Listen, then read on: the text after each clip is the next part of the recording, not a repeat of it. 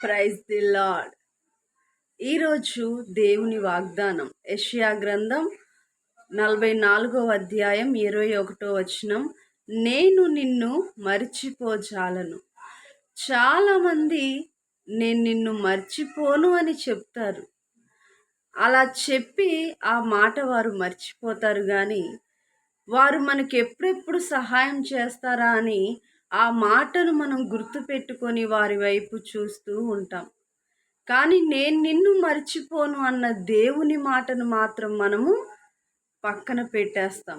ఈరోజు మనుష్యులు నీతో చెప్పిన మాటల్ని పక్కన పెట్టేసి దేవుడు నీతో చెప్తున్న మాటను ఎత్తి నీ అనుదిన ప్రార్థనలో ప్రార్థన చేయి.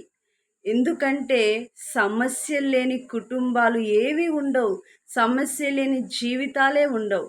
యేసయ్య మాట ఎత్తుకొని ప్రార్థించండి.